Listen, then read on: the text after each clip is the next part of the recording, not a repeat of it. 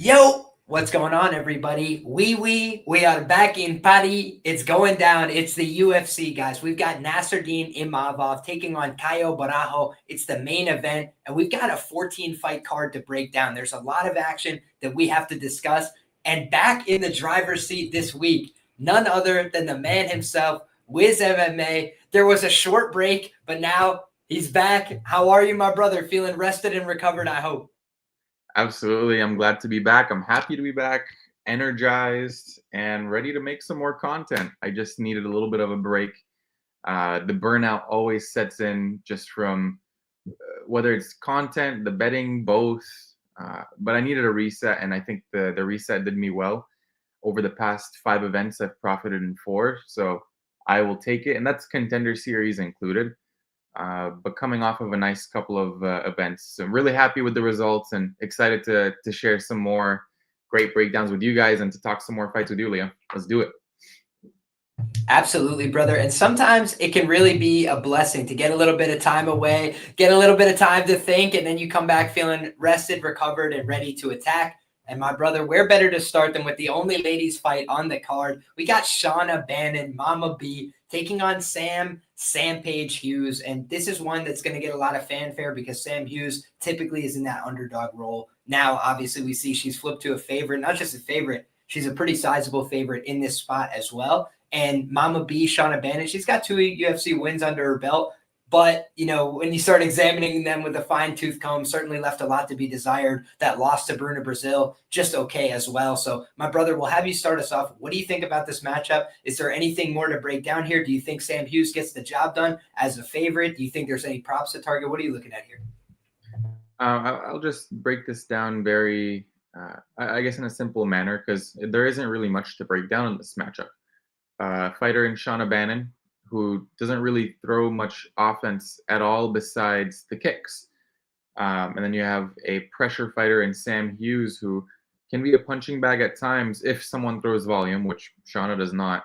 And Sam Hughes has shown the ability to catch kicks in the past and take girls down off of those catches. So I think that's going to happen a lot in this fight. I don't really find a valid path for Shauna Bannon in this fight, maybe a greasy split decision. We've seen how judging can go wrong in Europe, so keep that in mind, not just when it comes to this fight, but for every fight on this card. But yeah, I don't see it any other way than Sam Hughes by decision, probably a very clear 30-27, I would say. You know something, man? I think that there's a couple different ways to potentially attack this. I like where your head's at in terms of I think Sam Hughes is going to win this fight more often than not.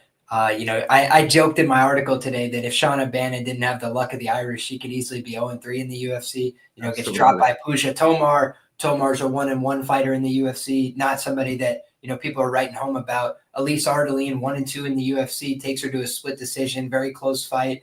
Kind of was getting tuned up a little bit late in that fight. Her defense was kind of abandoning her under pressure. She likes to be mobile with the footwork. When you apply pressure, some of that starts to go away. She starts to become a little bit more easy to find. And, again, submitting a blue belt who might have the worst ground game in the division is one thing, right? But I don't think Sam Hughes is just going to be an easy mark to get submitted. We've seen, not only is Sam Hughes a dog that's going to fight hard for your money, but she's also willing to cheat to win. Right, Jacqueline Amorim, guys that are everything but beat, and she starts reaching in, grabbing the gloves. Amorim was like panicking because she's like, "Why is the ref not doing anything?" By the way, Amorim learned from her mistake, grabbed the glove herself to submit Vanessa Demopoulos. It's a dirty business, but at the end of the day, you look at what Sam Hughes has accomplished: 5-5 record over a 10-fight sample. That's pretty impressive. Right. And she's done it against a much higher quality of competition. I mentioned that win over Amorim, now 4-1 in the UFC, right? Hasn't lost a fight since, submitting virtually everybody, TKO'd Conejo as well. So you just look at Sam Hughes and she's put together a very admirable body of work. I think, Shauna Bannon, mostly a point fighter, kind of harmless in terms of her striking style. Hasn't knocked out a good fighter since Chanel Dreyer on the amateur circuit, like 5 years ago, 7 years ago. So I just think Shauna Bannon is really not a great fighter. And ultimately, I think the way to play her, Wiz kind of mentioned, it's hard to imagine her winning this fight unless it's a competitive decision more often than not. And, plus 440 on the decision prop on FanDuel, I think you can do worse than that, right? Like I do think Sam Hughes, even at her best, can lose a first round, can go out there, kind of walk onto some strikes. The flashy kicking of Bannon, I think, might win her the first round here. So that's my only pushback is like, I do think Shauna Bannon can have some minor success in this fight, but I just don't think the gimmicky subs off the back are going to work here. I think that she could break down to the pressure of Sam Hughes. I think it's possible that like Hughes could, TKO her late in this fight, just based on tenacity, aggression, willingness to push hard. So ultimately for me, the ways I'd look to play this is like, you can get a good number on Sam Hughes by decision. Okay. I don't feel great about it. But I do understand that thought process. If you want to play a small amount on something like Sam Hughes, big numbers, round 3, I don't hate that look because it's hard for me to imagine she finishes this fight early, right? But later on in the fight, I do think that's when opportunity would open up. I think it's a TKO more often than not. But again, do I want to get cute when, it could be a capitulation to pressure? It could be a submission based on that. So ultimately, my guy Monotone in the chat says, late night crew, Bannon is absolute bottom tier, and we'll look at, I couldn't agree more. All big favorites covering, close dogs, upset this week. I love where your head's at, my man, but I will say certainly here, I think that Sam Hughes gets the job done, and I think that there actually may be value on a late Sam Hughes finish because of the style matchup, right? Like I think Shauna Bannon can slow down over time. I don't think Bruna Brazil's a particularly good finisher. I don't think Puja Tomar is a particularly dangerous kickboxer. So all that's to say, if Sam Hughes is walking you down in rounds 2 and 3, really bringing the pace and aggression, willing to do whatever it takes to win, willing to cheat, willing to be a dog, all that, yeah, give me Sam Hughes. I think she's going to bring some old-fashioned American grit and ingenuity and get the win here. Next up, my brother, this might be the people's main event. I know it's early on the prelims, but Andreas Gustafsson going full Artard has taken the world by storm. And on the other side, the gladiator Rinat Fakhretdinov, man, quietly 5-0-1 in the UFC, a very solid record. By the way, guys, Bryan Battle, I know, it's a hip new thing to shit on Bryan Battle, a little bit overweight. My guy, they called him Pooh Bear for a reason, right? But when you look at Bryan Battle, 7-1 in the UFC, guys, that one loss to Rinat Fakhretdinov. So you got to give this man some credit and respect. But I also have to push back on that 5-0-1 record and say, I've been getting fucking jobbed left, right, and center on this guy's fights. Let's be fair, right? I had Carlos Leal, one of the robberies of the year. Like, again, call it what you want. If you disagree with the robbery term, fair enough. But like, basically everybody who watched saw it one way, except for the 3 people paid to adjudicate. All right, fair enough. Unanimous decision goes against me there. Brutal run out. I had Nicholas Dalby on the money line. Big plus money there, right? Dalby goes out there, rounds 2 and 3, turns up on his ass. I thought round 3 he was whooping his ass, right? I thought they might jump in and intervene because this guy's having a hard time holding his hands up. And he makes it to the final bell. They job me out, right? Split decision goes against him. No problem. Then my guy freaking Easy Dose, another massive underdog, goes out there and in round 3 does everything but finish him, right? Like he puts him to the ground. He hurts him bad. He follows up with ground and pound. Brother, he had nothing left. 36 going on 37. My man was in cardiac arrest, right? You go look at what he's done since. There's been no bigger supporter of Easy Dose than me on this program, right? I've told people before, how dare you call this man a bum when he spin kicked this guy's head into the 3rd row and Sean Strickland went on to win a UFC title. You got to give him his respect. But he is so far past his prime, guys. He's lost 3 of his next 4 fights since that fight. So Easy Dose, the cooked, washed Easy Dose that barely had anything left to give, put this guy on death's door in the 3rd round. So when you peel back that 5-0-1 record, he beat the ghost of Kevin Lee with all due respect to the man, a great fighter in his time that was at a post-prime weight class, that was being set up by his manager, acknowledged it after the fact. You look at this guy, he really doesn't have a great resume except for that Bryan Battle win, right? The Andreas Michailidis win.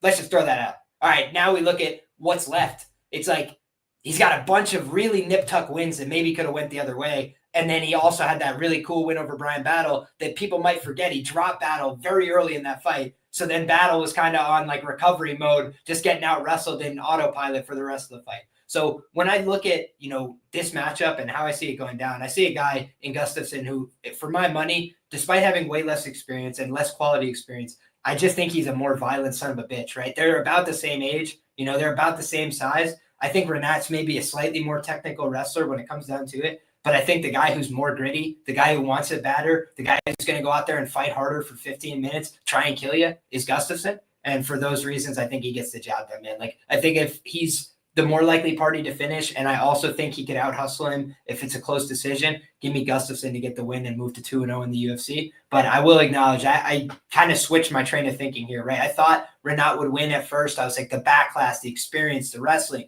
And then I just looked closer, and I was like, man, the wrestling gap isn't really what I thought it was. And Gustafsson's a more physical Haas specimen, and he's never been finished pro or amateur. And you just start looking at this guy's body of work. He's a real fighter, a solid guy, and he's going to go out there and make it a war with just about anybody. And I think against Renat likes to beat people up. He likes to, style on people. I don't think he likes to be in fights, honestly. So I think at the end of the day, Gustafsson's the pick for me. How do you feel about this one? Yeah, I'll be very, very honest from the jump. I don't have a clear read on this fight, so take everything I say with a grain of salt. And I have to say that just for transparency. Now, looking at this fight objectively, you have a guy in Fakhretdinov who has shown the ability in his game to land takedowns, and he just favors that lay and pray style. I'll be very honest. He doesn't really do too much offense from the top, and I think in new age MMA, he might get stood up a little bit more often than he likes. And then on the other side with Gustafsson, it's someone who skill-wise, he just is lacking. There's no other way of putting it. But where he's lacking in skill, he makes up for it in heart, grit, and just sheer determination and will to win. And you just don't find that in a lot of fighters who are, just making their second appearance in the UFC. So very impressive to see from a newcomer. But I think this fight goes one of two ways. And this might not be something that you hear in most breakdowns, but when you take a look at these guys' games and you analyze it, one guy likes to clinch, one guy likes taking people down. It's going to be one in the initial couple of shots from Renat. If Gustafsson is able to fend off the first 2 to 3 shots and from those takedowns initiate clinch, he wins this fight very easily. I think that's how Gustafsson actually wants this fight to go. He stuffs takedowns, and as he's stuffing them, he digs underhooks, pins Renat against the cage, and makes it dirty from there. And he does it over and over again because we all know Renat is not going to be, he's not just going to shoot one shot and give up on the takedowns. We've seen him shoot through round 3. So if he gets discouraged off 1 or 2, I just don't see it happening. He's going to keep shooting. And Gustafsson's going to keep pulling him up. And as Renat's gas tank fades, which we have seen in his past couple of fights, I think Gustafsson will gain momentum and he'll be able to hold him against the cage longer. And then he can just tee off on him in strikes. On the feet, especially when gassed out, Renat has shown a lot of vulnerability. You mentioned against Easy Dose. I'm going to mention against Dalby in the 3rd round when he was getting pieced up. He's shown it way too many times to not factor it into a breakdown. I just don't know why I have a hunch that Renat's going to be able to land takedowns and he's going to be able to control Gustafsson on the mat for extended periods of time. And I think that's how he wins this fight. So it's one way or the other. I think this is the truest of coin flips when it comes to fights. So to be honest, I would rather just stay away. I'll predict Renat Fakhretdinov to win this fight via boring decision, maybe even split decision due to takedowns and control time.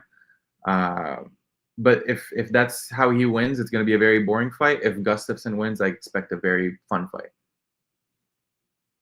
Fair play, my man. I do just want to acknowledge my guy Chen in the chat. Sharp guy said, tough fight to call, but riding Renat. Watch Gustafsson versus Joilton. Luderbach, he's talking about pre-UFC, and you'll see why. A kickboxer was able to take him down and control him on the mat. I do just want to push back a little bit and say that Joilton Luderbach, I know he's like a roid head and all those things. He got cut from the UFC before he could ever fight because he popped really hot on the drug test. They basically just were like, yeah, this isn't going to work out. However, he is a black belt in judo. He's a black belt in Brazilian jiu-jitsu. He's a black belt in luta libre. He's very well-rounded as a martial artist. And I thought he was going to beat Shara Bullet or whoever. They brought him in to fight, and then they pulled him for the steroids before he could get in there. But, yeah, I thought Joilton Luderbach would win UFC fights based on what I had seen from him when I taped him. So I don't think that's, like, disqualifying, but I do think that's a good reference point as what is the downside risk with Gustafsson, right, is that he could get taken down. But I also think he had to respect that, striking coming back from Luderbach as well. And, in this fight, I think with Renat, maybe it's a little bit more manageable on the feet. Renat kind of has a game that he likes to fall back on the feet that I think Gustafsson can kind of smother with his offense, but we'll have to see, right? I think it's an interesting fight, and I understand why it's lying close. Next up, we've got another fight that, it's a little bit of strange matchmaking, but you kind of understand it. Brad Tavares, like, what do you do with the guy? I heard rumors, earlier this year that they had let him go. And I don't know if there was any truth to that, or if they maybe like negotiated in the back or whatever. Like, one of those things like Shane Burgos where they realized that they cut a guy that they didn't mean to, but it was too late in the case of Shane Burgos. Dana and crew were like, shit, like we thought we still had him. Like we thought we had one more fight. Our bad. Whereas with Brad Tavares, he's put in a lot of time with the UFC, right? 26 fights under this banner. And Robert Bryczek is the exact opposite, right? He had one fight, in February of 2024, hasn't been seen or heard from since. So now he's coming back for his sophomore appearance, more than a year later. We'll see what he has on offer. Wiz, I'll kick it to you first, brother. How do you feel? It's a very just odd matchup, as you said. I don't know what the thought is behind this matchmaking. Both guys in, the later part of their career we can consider. Someone in Robert Bryczek, who in his UFC debut didn't really look good against a guy in Ihor Potieria, who we're used to seeing guys finish him. And at first, you look at a guy in Robert Bryczek, ripped to the bone, he's huge, muscular, coming off roids, maybe in the European scene. We know how testing is over there. I'm not going to accuse anyone of anything, but come on now. They're testing to make sure you're on it. Yeah. They're testing to make sure you want to make it a fair fight in those promotions. And then you have a guy in Brad Tavares who I thought he was out of the UFC. I thought he was done. But here he is again. Durability is not what it once was. Takedown defense is not what it once was. But I think he's the better striker of the two guys, that's for sure. I mean, if you're getting outstruck by Ihor Potieria, what is Brad Tavares going to do to you? He doesn't really have any power, but he will outvolume you. But even now, he doesn't really throw as much volume as he once had. So at a plus 200 underdog shot here with Robert Bryczek, I mean, how wrong can you be? I think the UFC would much rather have Bryczek win than Tavares if you want to look at it A side versus B side. But at the same time, it's like, do they really care if Robert loses? No, he's not really offering much. I think this is just a big pass, and for the show, I'll say dogger pass, but I'm passing. There's no way I'm laying any money on this fight. Yeah, if I was gonna bet on Robert Bryczek, honestly, like I don't blame you for just saying like, hey, 2-1 dogger pass. I would look at the KO prop at 4-1. I would look at the KO 1 at like 800. Or I think it's even just round 1 is like 800. So that's what I would look at on the Bryczek side in terms of like anything of interest. I think the guy's not very good at MMA. Just like straight out, I don't think he's very good at fighting. I don't think he moves super well, like kind of awkward and stiff. And, he throws decent power. Like that's like the one thing that you kind of got to give him, right? I thought he could knock out Ihor Potieria, but I also, I was really just grossed out by that performance. Like you could say debut jitters or something. The guy's like 34, had more than 20 pro fights. So unless he has a major turnaround and like just looks like a different guy, finds the Garden of Life supplements like my guy, Dan Levy might say, I just don't really see, him making a huge improvement. So what does he have? Like he has some ability to win by knockout, and he's a huge proven gasser in my opinion. And, has a very limited skill set. I think the chance of him out grappling Brad Tavares are like 0. So like this, if that's the kind of matchup coming in, it's just like, I could see him maybe being like a 50-50 with Brad Tavares, but like, I don't really see him being much better than that. So, again, if you want to take that plus 200, God bless. I just think like the downside risk is that he's like a plus 400 and he just looks hopeless out there. Looks like he's a level below Brad. If you look at Brad's body of work, I mean, many of the guys that have beaten him, like you look, he's got 10 losses in the UFC, right? They're like top 10 guys, ranked guys, championship fighters, and meanwhile, it's like this guy, Robert Bryczek, is losing to a 2-6 UFC fighter in his debut. Like he's just not even supposed to be here. And meanwhile, for Brad Tavares, like you could argue, he's beating washed GM3, he's beating washed Chris Weidman. is Robert Bryczek, like what version of Robert Bryczek is even better than those guys?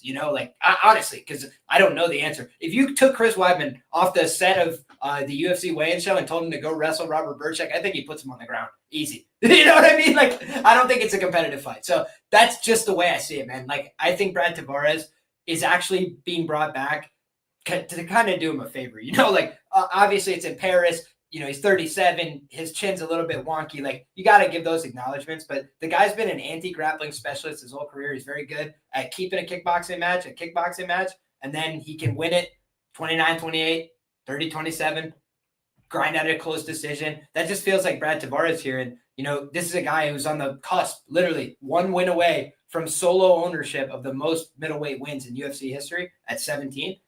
Michael Bisping, the Count Michael Bisping, has 20 wins in the UFC, but 4 of them were at light heavyweight. So he's got 16 middleweight wins. That's the most in the company, tied with Brad Tavares right now. And Brad Tavares can, get that on his own. And by the way, that would be good for Brad Tavares, who's done a lot for the company, been around for a long time, earned his stripes here, fought the toughest guys, never said no, went the distance with many of them, by the way, right? I think Adesanya, they went the full 5. I think Duplessis, cost me some money. I had Duplessis money line. I had the fight not to go, both at plus money. And he found a way to make it the distance with that marauding psychopath. So you just look at Brad Tavares, man, unless you're going to spark him out early like Bruno, and that is the one, like, big red flag. I'll be honest. Bruno Silva's like 1-7 his last 8 fights. So that's a big red flag. But other than that, man, Brad Tavares is just a better quality of fighter than Robert Bryczek. They're within 2 years of age of each other.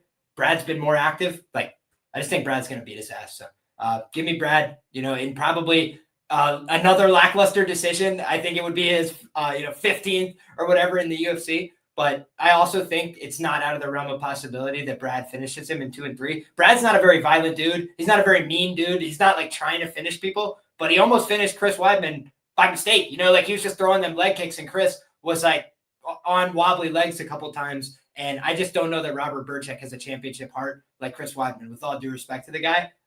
So if he's facing adversity like that, this isn't Ihor Potieria. Brad's been in there with real guys, and maybe he puts him away. All right, brother. We can move on to this next one. We got Sam Patterson taking on Trey Waters. And I got to be honest, man. Like, I normally try and dial down my prediction, but sometimes when I'm writing these articles, I got to do 14 fights. Eventually, I just got to write something, right? And if I don't feel 100% bullish conviction on one side, or I can't really logic myself to one side, I then, make a point of saying, okay, this is how this guy wins, or this is how this guy wins. I think this is a fight that could go either way. I think both guys have been kind of can crushing a little bit, beating up on guys that they're better than. And now, they have a matchup here where they're both going to be tested a little bit, right? Like Trey Waters, when he faced a real test in Bonfim, went to the ground, things went really sideways for him. He went for that guillotine. I think that he's a guy that has a decent ground game, but it's basically a guillotine and then everything else, Man, I'm going to put you in timeout. Matua, you got to just comment like a little less frequently, my man. You gave like 6 in a row, like way too fast. I'm going to just cool you down for a second. Appreciate the feedback, though. But when you look, he loves Sam Hughes. Yeah, a huge Sam Hughes guy, and that's fine, right? Support your fighters. But if you go back and listen to that part of the show, we were on the same side as you. So I don't know what you're on about. But in any case, you look at this fight, man. Sam Patterson kind of got that tall man defense a little bit, right? Backs up, chin exposed in the pocket. That's been the flaw for him, right? Yanel Ashmu's exposed that. But at 155, he's making a massive weight cut. He's kind of like taking a lot of, his durability out of him. You'd have to imagine cutting all that weight. Whereas at 170, I do think that's probably to his benefit overall. Like, I like him better at this weight class. I think it was way too much weight to cut, to go to 155. But I still think some of the defensive problems are not changed by going to 170, right? Like the tall man defense, or the, maybe just getting cracked on the chin and wobbling. Like, even in some fights that he won back in the day, you wonder how much of it is at 155 and how much of it is his chin. But he was getting wobbled in some fights that he won, had to bite down on the mouthpiece, forced the grappling. I think that if he forces the grappling in this fight, barring a guillotine, because he does have a giraffe-like neck, with all due respect to the man, like, I think he wins the fight. I think he's the better grappler. I think he's the more aggressive guy. I think he makes better decisions on the mat. And I think that he could solve the riddle of a good guillotine. as long as he's willing to pass the guard, like we saw Bonfim do, right? Bonfim passed the guard. He's still in the guillotine, got the finish anyway, right? Trey Waters didn't know when to let go. And for me, that's a pretty bad mistake to make in the UFC, right? And so that's why he was on Contender Series. He didn't make it to the UFC. He got some time back under him. But the guys he's beating are, again, lower level competition. And Sam Patterson, he's got the best win between them in the UFC over Danny Barlow, 2-1 in the UFC. Only guy with a positive record either one of these guys has fought in the promotion. And I think when you look at Sam's body of work outside the UFC, it's also a little bit stronger. He's also shown a little bit more danger factor, right? Trey Waters can keep you on the end of that jab, throw it out there all night, right? And that's where he's a danger here. He could knock out Sam because Sam gets clipped on the chin. He could outpoint him to a decision if Sam gets no takedowns. But I think that more often than not, Sam is going to get takedowns here. And if that's the case, right, Trey Waters has been taken down at least once in every fight he's had at the UFC or Contender Series level. And if Sam Patterson gets you down, probably going to have a lot more dire consequences than somebody like Quinlan, or even somebody like Goff. So for me, give me Sam Patterson to keep the train rolling here in the welterweight division. But I could definitely see the counter argument, right? For Trey Waters going out there, being more voluminous with the jab, doing just enough to keep the fight on the feet for long enough that he outpoints him, with the volume, or he clips him on the chin. So shout out to Trey Waters. I think he's a solid enough fighter, good work. I just don't know if he's dangerous enough to take out Sam Patterson. And I think Sam can get him to the ground and implement his will there. So I'll go with Sam. How about you, Wiz? I think we see this fight the same way. Trey Waters really hasn't shown anything impressive in terms of his game. He's a long, rangy striker who looks to, I would say, point fight, land his jab, just maybe stick and poke for the most part. Sam Patterson, ever since he's moved up, his durability has looked improved. His overall, I would say his IQ and just decision-making in the cage has looked much improved as well. And in this fight, if he's able to get this fight to the mat, he'll have a huge advantage over Trey Waters. On the feet, I could see Trey Waters holding a slight advantage. I think he's a more comfortable striker overall, but I wouldn't think the gap is as large as the grappling gap here. If Sam is able to land takedowns, I think he wins this fight fairly easily, and he might secure a sub. But I'm not really interested too much in the money line side. I would rather just bet Sam's submission prop and call it a day. So for me, it's Sam sub or pass. But yeah, I do think Sam is going to be able to get this fight to the mat more often than not. And I think he either wins a decision or submission. There you go, my man. We see this one the same way, and acknowledging, hey, if Trey's able to defend these takedowns and keep him at the end of that jab, he can win this fight. He throws a good volume out there. He's got a good striking differential. Some things to like about him, but I just think overall, Trey's been fighting low-level competition and doing well accordingly, but he's not finishing those guys, not cleaning them up. Kind of needs to go out there and fight hard for 15, and I think it's going to be a much harder fight for 15 if he's not able to put Sam away than those other guys. So ultimately, give me Sam to win this fight. And like you mentioned, I think the submission's live here, but I kind of think he's live by all methods. I didn't think he was knocking out Danny Barlow. I'll just tell you I'll tell you that, right? And he didn't even have a chance to shoot a takedown, right? He took down the last two guys he fought. Johan took him down, submitted him, cleaned him up really quick. Took down Kiefer Crosby, cleaned him up really quick. And then he goes out there against Danny Barlow, and before he ever had a chance to shoot, the guy's asleep on the ground. So Sam Patterson, more power than I gave him credit for. I think his offense is kind of always been there on the feet. It's the defense that leaves a lot to be desired, like a lot of young MMA fighters. So if we can see that composure, that ability to go out there and find his shots on the feet, but also know when to take it to the ground, I think that would be Sam Patterson showing that he's really, putting together a real serious, skill set, right, for this division. And, this is going to be a test for him because this is a guy that can keep him at bay with that length, right? A lot of these guys he's fought, maybe a Kiefer Crosby, a little bit smaller guy, right? Johan Lionesi, a little more compact, a little more muscular. Trey Waters is another big, long guy. Let's see how he does against this challenge. I think he's going to handle it accordingly. Next up, guys, we got Caio Fernandes taking on Harry Hardwick. And Hardwick is one of these Cage Warrior standouts, right? He's got a featherweight title there, defended it twice, but he's also moving up on short notice, guys. This is a 155-pound fight, and he's taking on a Caio Fernandes who is supposed to be fighting 7-2 in the UFC. Fares Ziam, death in the family for Fares Ziam. Prayers up for him. Guy said family comes first, man. I'm not taking this fight. Respect for that. And now, Caio Fernandes kind of just anybody next up, right? And Harry Hardwick says, hey, I'll take my foot in the door. I'll go take this UFC opportunity. But it's a tough fight on short notice for him. And you see Fernandes go from a massive underdog to a moderate favorite in this fight. How do you feel about this one, Wiz? Short notice for Harry Hardwick. Do you think he's ready for this step up at the big show? I do not. I see this fight really going one way. Harry Hardwick, talented striker. You really see him style on people when it comes to overall movement and his footwork. That's how he usually like plays out his game. And both him and his brother George, who I would say is the worst of the two Hardwicks, they have a very, very similar game. Movement-based striking where you stick and poke, and over a course of 3 to 5 rounds, you will attritionally break down the opponent. They don't have power. They just look to land and land with volume, but both of them have a flaw, and it's the striking defense. Now, when it comes to a movement-based fighter, the one way to slow them down is to kick the shit out of their leg. And we saw in Kaui's last fight against, what's his name? Guram. What was he doing to Guram the whole fight? He was chopping his leg up. And look, with all due respect, like I think Harry Hardwick is a good striker, but I don't think he's anywhere on Guram's level. Now, Guram for his past couple of fights has shown I would say a steep decline in his overall ability in the cage. So I will say that too, to counter. But I do think that Guram poses a lot more threats than Harry Hardwick in the cage. And if Kaui's going to be able to land those same leg kicks over and over again, I think he can eventually take over and slow down Hardwick to the point where he can no longer have that movement going.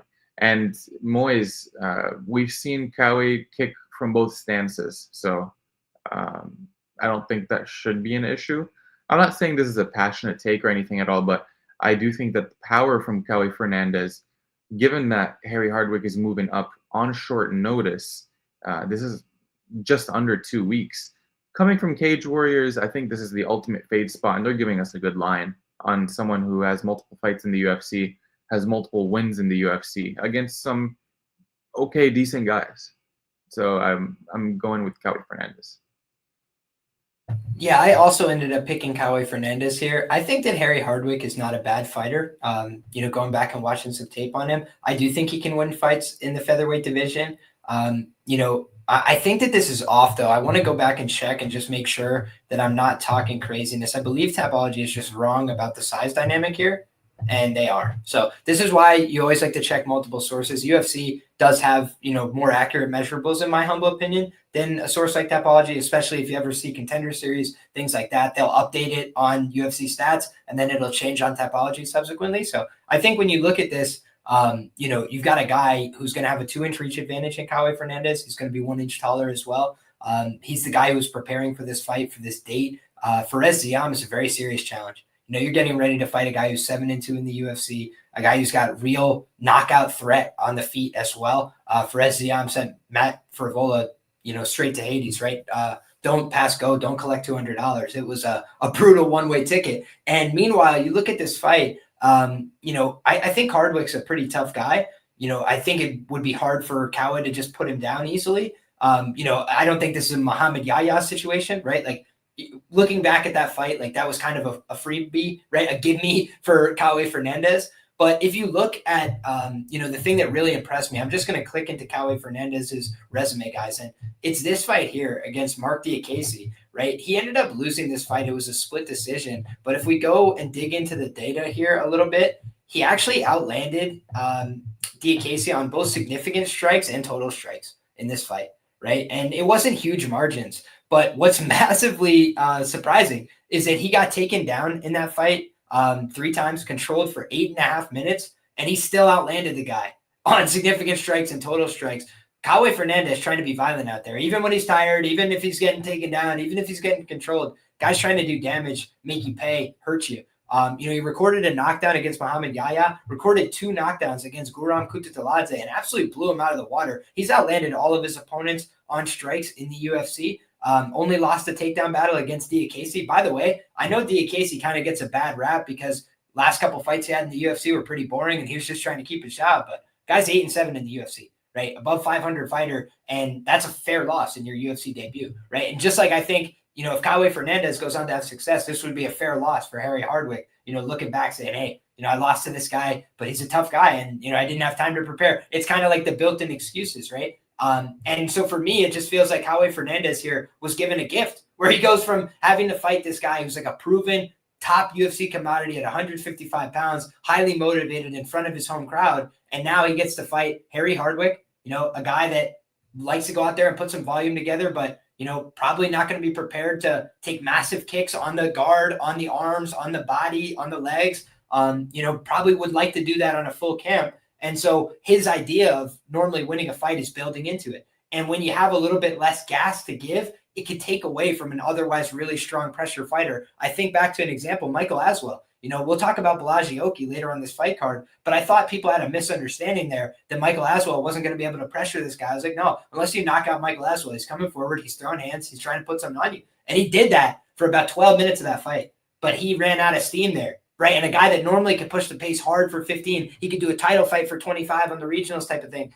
Not in this case, right? Because he did it on short notice. And so trying to apply that style and taking damage, it kind of takes away from that, right? And so I think that the amount of damage and the, kicks to the body and all different levels, I think they're going to add up for Howie Fernandes, and the normal pace that Hardwick's able to push, I think that's going to be chipped away at. So for me, I think Howie Fernandes gets the win here. I think it's probably a decision, but I also think he's live to do it by KO as well. And I just wanted to show the height and reach from UFC stats to give you guys a little bit more, insight on that, because you don't always want to trust one source, right? You want to double check. And I thought Howie was bigger, like gut instinctually. I was like, man, this guy feels like he should be bigger. And then I check UFC stats and I'm like, they had it wrong on Tapology. He ain't no 5'9", 5'10". Or even 5'11" or whatever it was, but it's just something to know about. Shout out to my guy Moiso. He says, Harry is a rabid dog, woof, woof, bye Brazil. Hey, fair enough, my man. I do take Moise seriously in the chat as well. So I will have to make sure I do my due diligence, but ultimately got to go with my gut here. And I do think Kawe gets it done. Also, shout out to Monotone in the chat, says Kawe leg kick KO. Maybe that's loading for this weekend. All right, guys. Next up, we got Marcin Tybura taking on Ante Delija. Oh, goodness whiz.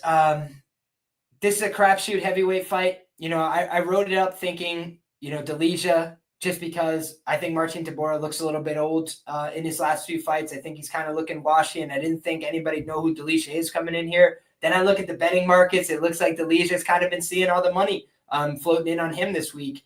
And, Tybura opened up as a big favorite. Now he's been bet down to a pick-em price. I think Delija's even flipped a favorite in most books. So, I thought maybe I had some, something figured out here. Delicia's going to come in and avenge that loss. But I do worry, just looking at his resume, that this is the best wrestler and grappler he's fought in a while. Probably the guy who's most likely to try and take him to the ground. He hasn't been submitted since 2014.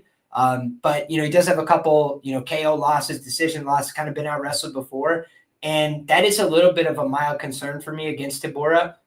Who, if he's done anything well through the course of his career, it's attempting takedowns, getting on top of guys, and not being a submission guy per se, more a guy that throws a lot of ground and pound from the top position, kind of sadistic with his ground and pound, looking to stop you with 100 small strikes while smiling at you. Marcin Tybura is kind of that guy. So if Delija ends up on his back in this fight, I think it's going to be tough sledding for him. But I think that Delija is very live to knock him out on the feet. Just because I think Tybura has always kind of been a bit shinny. And I think he had a pretty fortunate run out for a while of fighting guys that, didn't have a ground game and were really easy marks to his takedowns. But I don't know how to rate Delija, honestly. And I think he's an okay fighter. I think he can win fights in the UFC heavyweight division. I think the best version of Tybura would have beat him. But I don't think we're getting the best version of Tybura anymore at 39 with all the damage he's already incurred. And his last two wins were against guys with 10 or fewer pro fights, right? That doesn't tell me as much as Ante Delija, who's had 30 pro fights, been fighting for a very long time, hard to finish. So I think it's going to be competitive if it goes to the cards. I think if Tybura gets easy takedowns, it's his fight. But ultimately, I got to make a pick on one of these guys. Give me Delija by knockout. I think he's going to get his revenge. What about you, Wiz? All right, guys, fights like this is why I am on this show. Fights like this is why I am brought in. First and foremost, I will say that these guys have fought in the past. They have fought 10 years ago. And Ante Delija was beating the hell up out of Marcin Tybura before he hurt his leg. And they ruled it a TKO, but he couldn't continue to fight. So this is a rematch from 10 years ago. Ante Delija coming for the revenge spot. No, but in all seriousness, Ante Delija, for those who didn't know as well, coming off of a groin injury in his last, well, he's had the one fight with Jorgen De Castro since the injury, but in round one against Valentin Moldavsky, Moldavsky didn't land a clean knockout there. Even though it shows that it's a punches and knees round one finish. What happened in the fight randomly, as they were just circling the cage, you see Ante Delija almost like trip over himself, and the dude absolutely, I don't know if he tears his groin or pulls his groin or both, but he can no longer move. So he shelled up against the fence and he ate the damage, and they ruled it a round one knockout for Moldavsky there. Now, other than that, I mean, this man took Bruno Capelloza to decision, which is impressive. In their second bout, he got knocked out in round one, which a lot of people get knocked out to Bruno Capelloza in round one. Dude's a physical specimen. Now, on the other hand, you look at Marcin Tybura, who has really looked like a shell of himself in his recent couple of outings. And, like, yeah, he's won his last two, but arguably, like, the fight against Mick Parkin, I don't think any of us really thought that he won that fight, and I was on the Marcin Tybura side there. I think I got away with one there, and the live lines, I think, were like a minus 700 to Parkin, so a bit of a robbery there. And against Jonata Deniz, the dude was out.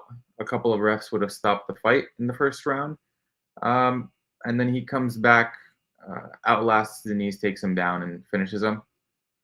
So, I mean, what do you really make out of those performances? I don't know. Is Ante Delija going to be able to stuff the initial takedowns? If he does, he wins this fight fairly easily. I think he's the much faster striker. He's a much more powerful striker, and I think he should be able to knock Marcin Tybura out if he's able to fend off the takedowns. But it's a big if, and the narrative lately has not been well for fighters that are coming from the PFL, coming from the Bellators of the world. But I think this is one of those guys that is good. Just from my time covering the PFL, Ante Delija is talented. And I think he's going to go out there and win this fight. Yeah, Tristan, I said that in the second outing, he took Capelloza to decision, and I said that he got knocked out brutally in the first one.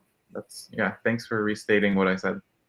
I was gonna say, I'm 99% sure you guys are saying the same thing. But in any case, yeah, we agree on this one, my man, which is it feels a little sketchy because, hey, it's a UFC debut, anything can happen. But I kind of mentioned, right, it's a different thing for me when a guy's 35 and he's had 30 pro fights and he's fighting a guy he already fought before.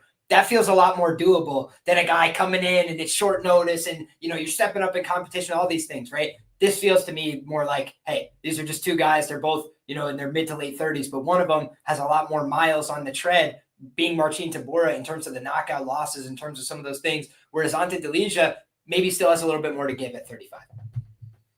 For the revenge.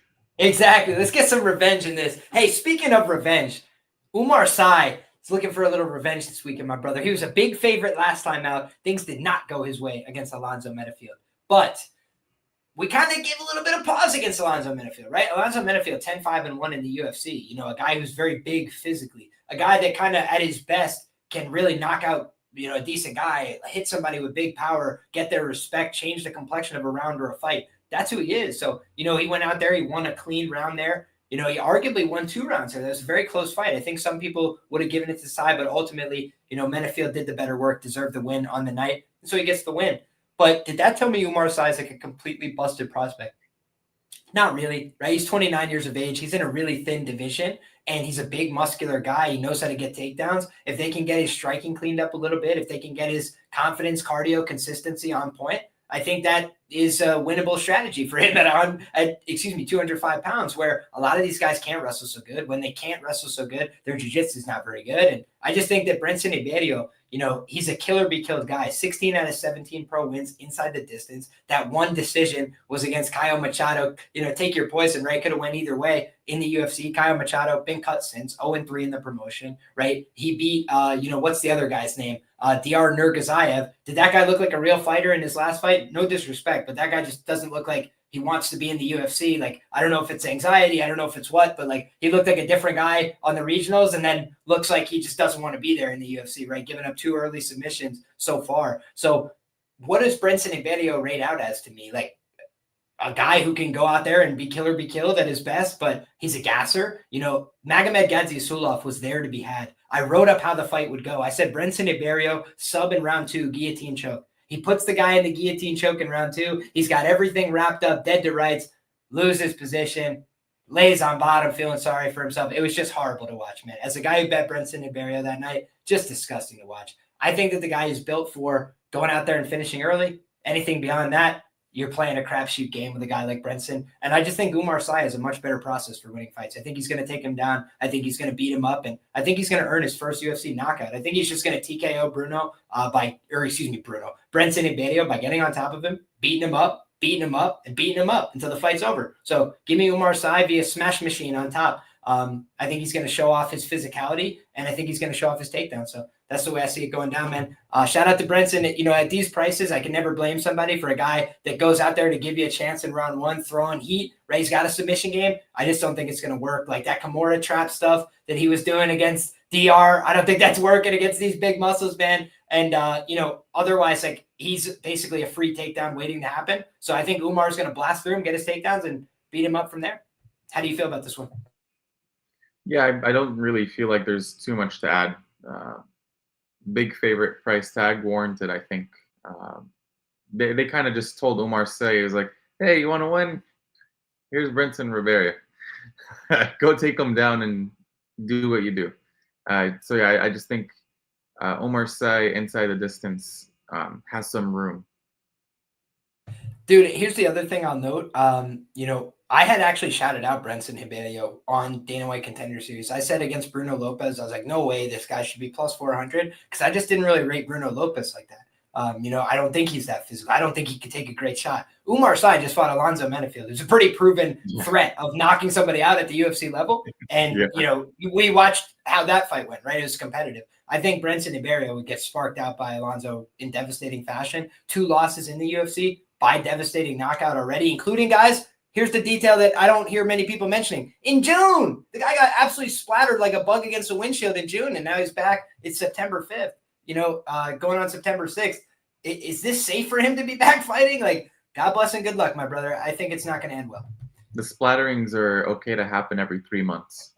Yeah, exactly. That's the only suspension they gave him, I guess. God bless it, man. Shout out to my guy Pepe in the chat, the king of New York, one of the sharpest out with these free plays on Twitter, guys. If you're not following at Pepe Sylvia, the collab free plays have been absolutely lights out. If there's any for this card, Pepe, you can go ahead and shout it in the chat. Yeah, I'm happy to relay that information for the people.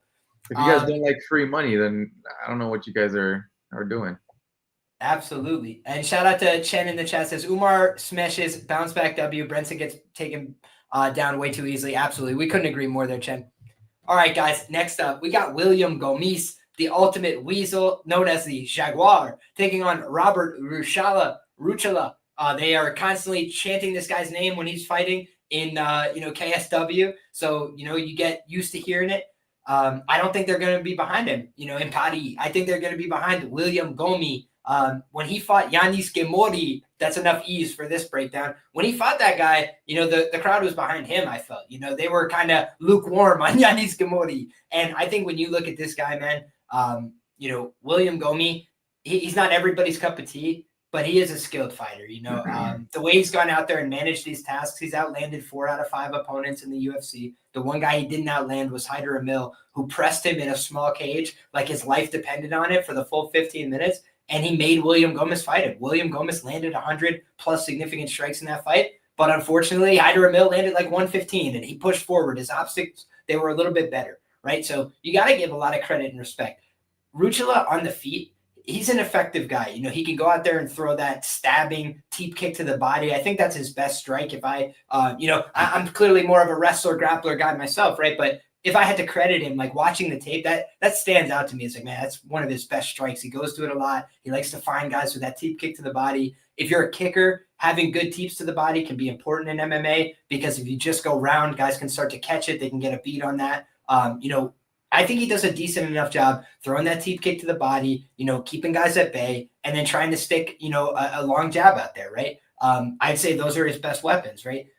But when you look at also the intercepting knees, I will say he's got a pretty decent intercepting knee. He can leverage those behind the jab a little bit when guys pressure.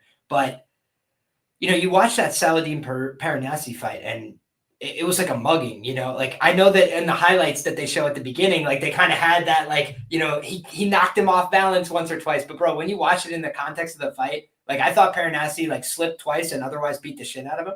I did not think it was very competitive. And I think his grappling is like bad for the UFC level, like just not there yet.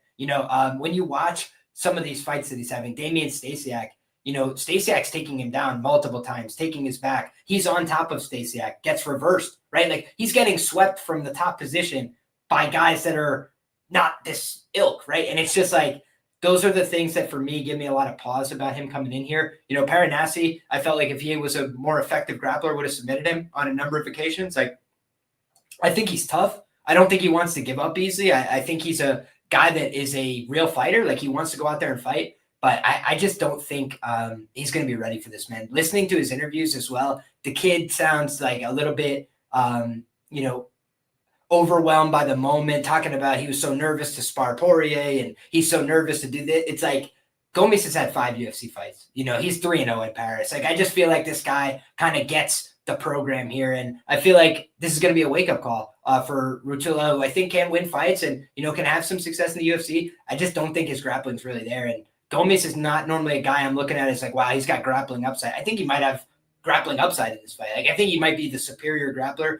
The superior wrestler could just go take him to the ground if he wants. And like, if not, if it plays out on the feet, I feel like Gomis, by just being more elusive with the footwork, making this guy come to him, chopping with a low kick, pushing a jab out there, moving out of the way, leveraging the fact he's 6 foot tall compared to a guy who's 5'8" on UFC stats, right? Again, going by a different source of the information, right? UFC stats has Ruchala listed at 5'8", right? So he's going to be giving up 4 inches, throwing up at William Gomis. Gomis is constantly hard to hit. He's got good defense, man. He's got pretty decent accuracy as well. I think this is Gomis' fight to lose. I think he's going to go out there and show that his class is a little bit higher. And I think Ruchala will be back. I don't think he's a bad fighter. I just think too much right now. Give me William Gomis, the Jaguar, to get back on track. Could be 5-0 right now in the UFC. And win over Joe Anderson Brito, much better, I feel, than anything his opponents accomplished.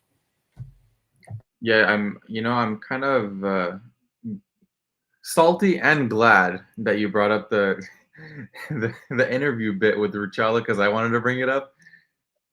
Great point out there, because the dude does not look ready. He does not sound ready. He looks very anxious and nervous of, just even being involved with anything related to the UFC. And oftentimes that just is a really, really bad spell for guys, especially in the debut. And you look at a guy in William Gomis who we've really, at least I have not been the kindest to when it comes to breaking down his fights, because my gripe with him is the guy doesn't have too much power.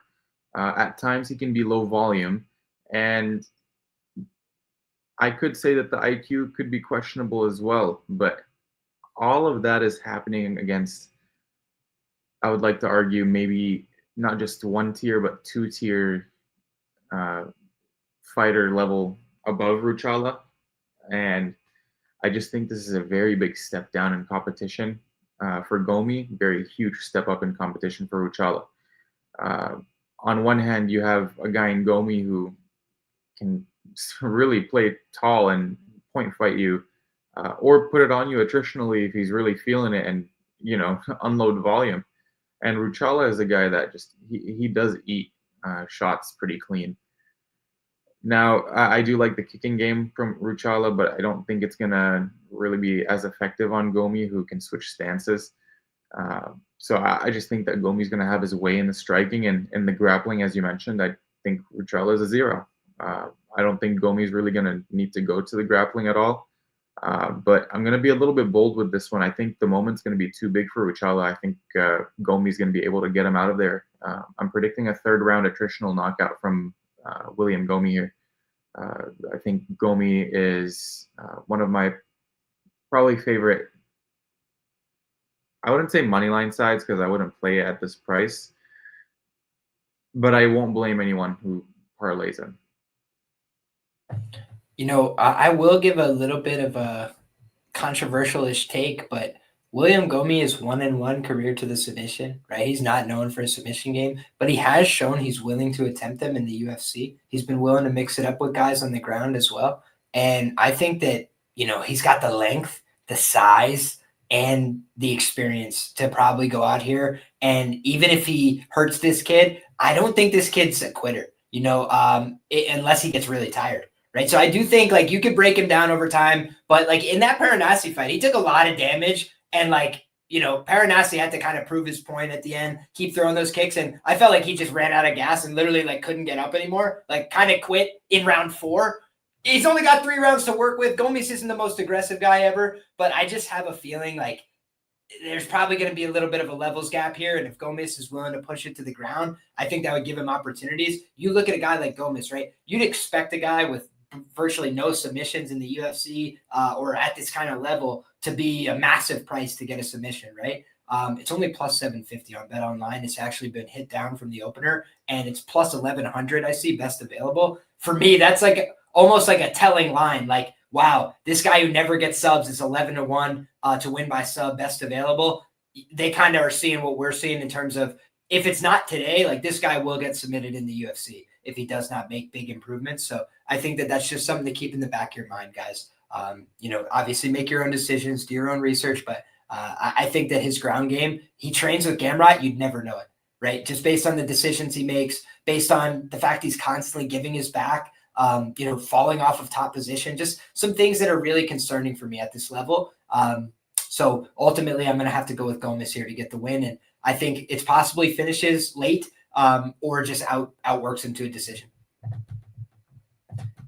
All right, man. Next up, we've got Patricio Pitbull taking on Losene Keita. And this is the UFC debut for Keita, but he didn't have to come through contender, right? He got paid the big bucks to come make a debut against a serious fighter in Patricio Pitbull. But my brother, if we've talked about it one time, we've talked about it 100 times. 38 years of age for Patricio Pitbull, and that is the age at which fighters start to get knocked out at a exponentially higher rate. So that is a mild concern coming into this one, right? And, you know, he's clearly got a power hitter across from him. What do you think about this matchup, my man? We'll kick it to you first.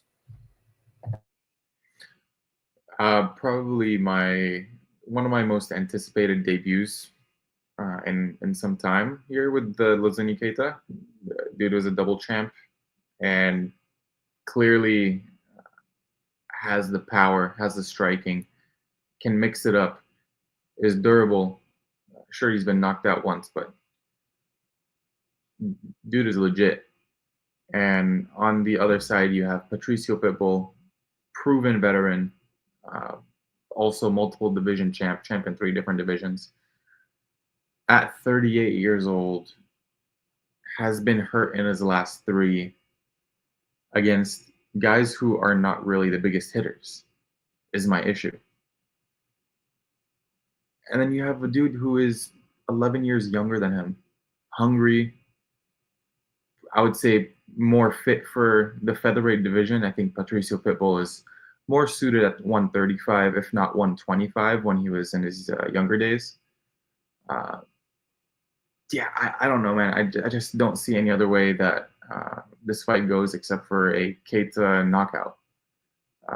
I would even go as bold as to say Keita knockout in round 1. I think he's too fast for Patricio Pitbull. The only thing that I can see as a danger for Keita is sometimes he can he can loop his punches a little bit too wide, and Patricio can counter well off the center line. So he has to watch out there. But other than that, I think this is Keita's fight to lose. Yeah, I think that's a reasonable take, man. I respect Dan Ige a lot. He's a very credible UFC guy, but I didn't really come away super impressed with that performance, with that game plan, with the execution, really with any part of that fight from him. And meanwhile, I do think Pitbull is a good counterpuncher. I think he's a dangerous guy. His guillotine choke, very fundamentally sound.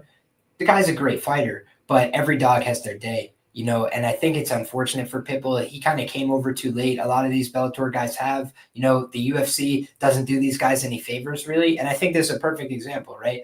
He finally gets a win under his belt against Dan Ige. So right out of the frying pan into the fire, right? Here's a younger guy who is going to try and D up those takedowns a little bit more aggro. And then when he does get back up to the feet, he's got even more devastating tools to punish you with.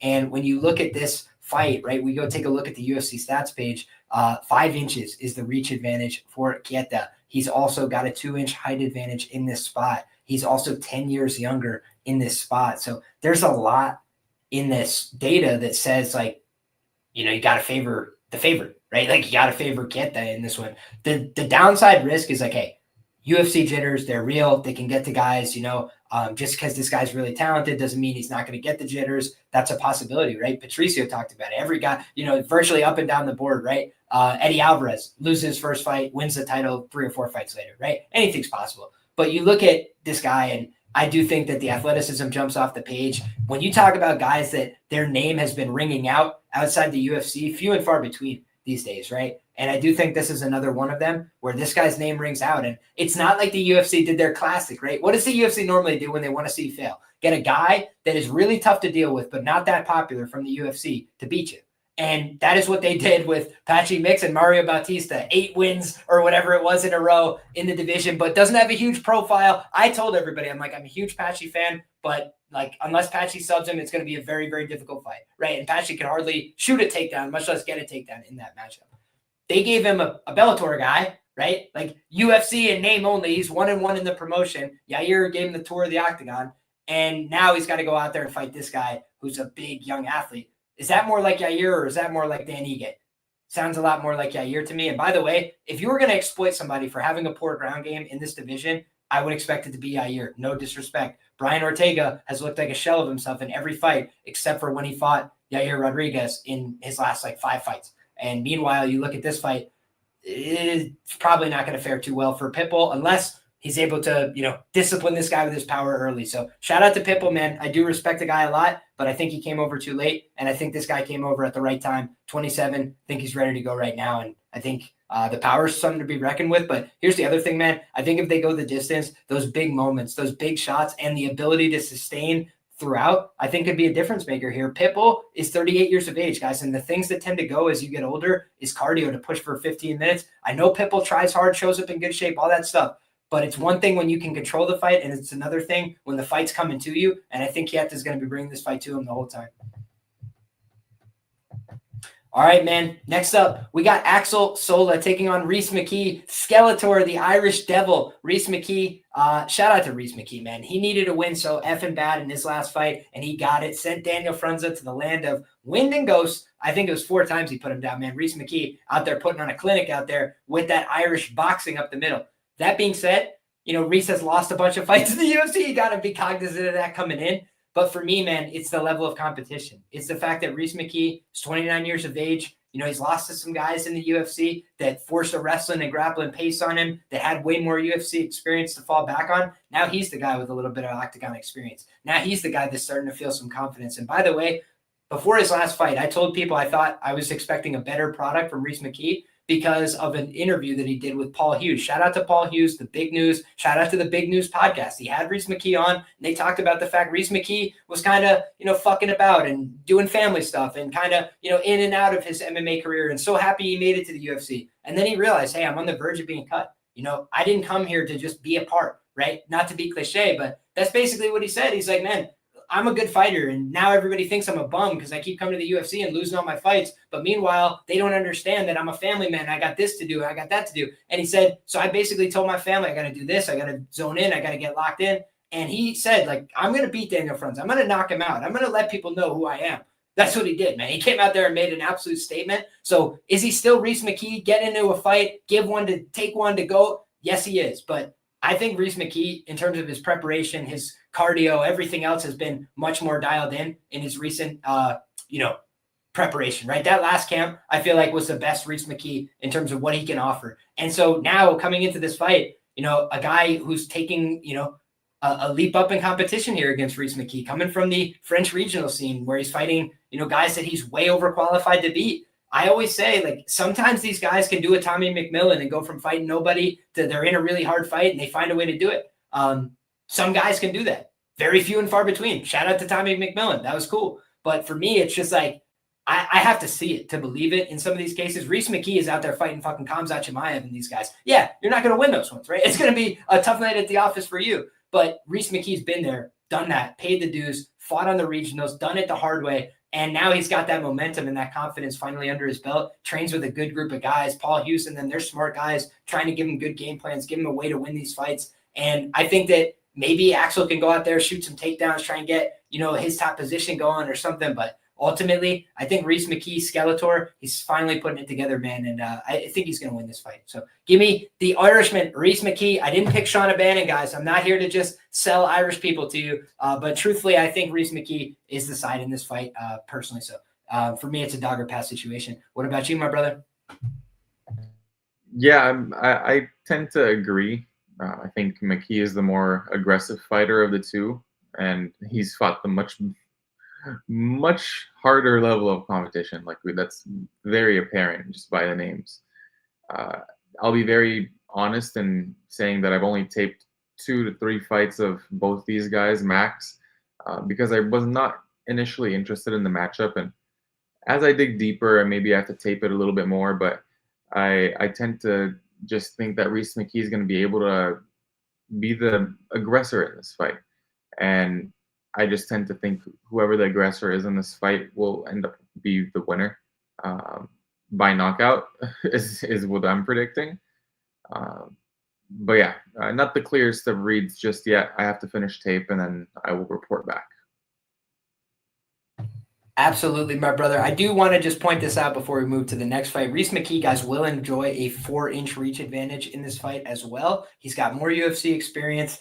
I just think for me, he's checking a lot more boxes than Axel Sola, who is in a see it to believe it type of stage in his career. Whereas Reese McKee, we've seen where he is and where he's not, right? He's not Khamzat Chimaev, but he's also not Daniel Frunze. He's ready for prime time. He's ready to win a fight in the UFC. And let's see if he can do another one, get some momentum going behind his name. I think Skeletor's got one in him. And shout out to the chat, man. This is Skeletor, a super villain. Reese McKee's about to be the super villain in France and let everybody know the Irishmen know how to do it. Next up, my brother, we've got Bolaji Oki taking on Mason Jones. I think that this is another one where I got to, call it a dog or pass situation for me, brother. Like, you just look at this fight coming in, and after Mason Jones' last fight, I tweeted out, Mason Jones is the exact same fighter he was when he left the UFC. And I think I said something like it'll be a matter of time until he gets knocked out again. Then I realized he's not been knocked out, right? He's been everything but, though, man. He's incurred a lot of damage in these decision losses in the UFC. He's had to wrestle for his life a couple of times. And, I respect the guy, right? Like, he's got a real martial arts background, judo, jiu-jitsu, kind of knows his way around the mat a little bit. That, I think, is his chance to look like a favorite in this fight. But if he wants to go out there and strike with Bolaji Oki, I think it's going to be a fucking disaster for him, to tell you the truth. I think Oki hits very hard. I think Oki could definitely do some damage to Mason Jones on the feet. I don't think Mason Jones wants to exchange with this guy. But on top of that, man, like, I was quite sure Michael Aswell could go out there and put up 100+ significant on Oki, which is why I picked him to win that fight as a big dog. And, bro, I did not expect Oki to be able to throw back that much, to be able to take those shots and keep going, to be able to turn up the pace on him in 2 and 3. Like, I didn't expect any of that shit, man. So as close as the fight was, I thought Oki won it. I thought he deserved to win it. And I thought that Michael Aswell showed he is who I thought he was, and it still wasn't enough to beat Oki. And by the way, how's Chris Duncan looked since that fight, right? So, Oki loses that fight, but by the way, he beat the shit out of Chris Duncan on the feet. Chris Duncan's like shooting for his life. Then Oki's shooting, like trying to get some ego back. Like, hey, you shoot on me, I shoot on you. And then shoots himself into a guillotine, gets put out cold, right? That's a tough sledding moment, but it's also kind of a learning lesson, right? You're a young guy, super aggressive, want to go out there, put hands on guys, put him down. He knocked out Dylan Salvador on Contender Series. He was feeling himself with the hands. He said, hey, I'll get this takedown back. I'll show this guy. Goes for the takedown, gets choked out. that's the kind of lesson that you say, hey, next time when anything goes wrong on the feet, I'm going to bite down on my mouthpiece, keep walking forward and swing. That's what he did against Aswell. And he put a very tough guy on the back foot and made him make some hard decisions in round 3 about whether I want to come forward and try and win or whether I want to preserve myself and not get knocked out. And I think that Balashioki, he's a tough guy for making Michael Aswell make those decisions. So ultimately, these guys are pretty similar in terms of height, size, everything like that, UFC experience even. I think Mason Jones is a solid guy, but I just don't believe in this guy right now. I feel like he's the same fighter he was when he got to the UFC. I think Oki's getting better fight over fight. I think he's getting a little smarter fight over fight. So maybe right now I'm overestimating him, right? And his grappling's just not up to snuff. That's possible. But I think ultimately the deciding factor for me is I think the more physical guy and the bigger hitter is Oki, and I think he's more likely to win this fight by knockout. And I think they're going to exchange on the feet. So give me Balashioki, the dog, and give me him by knockout. What do you think, man? Yeah, I mean, you look at the tape with Mason Jones and you look at the last 2 specifically, Jeremy Stevens dropping this guy. You see Michael Pagani trading with him and finding great success. And not hurting Jones, but landing some severe damage. What is a guy like Oki going to do in exchanges? Oki has shown competency in at least hanging in the pocket, landing shots, taking damage, absorbing, and giving it back. And guys that are able to do that are guys that will give Mason Jones issues. That was, when Jones fought Onama, that was part of the resistance. Nobody really knew much about Onama at the time. We didn't have too much tape. And then Onama comes back or comes into the cage and he's firing back at Jones. And that was the beginning of the end. So in this fight, I don't think Mason Jones either is going to be able to get his grappling going. I think Balashioki is going to be able to defend the takedowns. Now, where Oki can lose this fight is if he comes in unprepared and, cardio isn't up to par with what we've seen in the last fight. Because in some of his regional tape, he has gassed out. But I think he has Jones covered in this fight when it comes to the striking. But I do think Jones has an opportunity to sub him if he's able to land the takedowns consistently and really work Balaji, work his cardio, and maybe get a later sub in round 2, round 3. But I don't know. I'm more close to playing the Oki side here. I think that he's going to win the striking exchanges. And then throughout the fight, as the fight lasts, I do think that Oki is the guy that will make the more educated decisions in the striking and is more defensively responsible. So, yeah, give me Oki. Give me Oki as well. Okie dokie. Give us Oki. Next up, my brother, we got Modestas, the Baltic Gladiator, taking on Paul Bearju Craig. This should be an interesting fight in the light heavyweight division. Bukowski's a little bit of a decisionator. He's been finding some knockouts in the UFC, but a guy that certainly can have a boring fight as well, right? Kind of rest on guys against the cage at times. I think at his best, Modestas leverages cardio, the fact that he's somewhat formidable physically. He's had a couple bad losses. I think Jimmy Crute cleaned him up very quickly back in the day. Obviously we all remember Khalil Roundtree kicking his knee out from under him, that sickening footage. But aside from that, man, like the guy has put together a decent enough resume, workman-like performances when he needs them. And, he's just way younger than Paul Craig. And Paul Craig has looked a little bit like a shot version of himself in recent years, trying to find it with the weight class, can't find it. 185, he cut down to, thought maybe I could leverage my size, then realized I'm so slow at 185. I don't really know where he fits, man. If there's a 195 division, maybe Paul Craig could go in there, win it with a triangle choke or something. But I don't feel like Modestas is going to grapple with him. I feel like Modestas is just going to sprawl, brawl, keep the fight upright, keep it on the outside, try and use his striking. Paul Craig lost a decision to Bo Nickel where I'm not sure he attempted one forward motion with a fist. Like, I don't think he threw a punch in that fight, right? Paul Craig just knows how to kick on the feet. His punching is really nothing to write home about, much less anything good. And I think when you look at his grappling, it's pretty, limited to if I can't get an easy top position, like a low effort top position, or I can't get my submission from triangle from bottom, I don't really have anything to offer. And I feel like Modestas is just a more modern fighter. So give me Modestas, KO or decision. I don't have much to say on this fight. What do you think? Hear me out.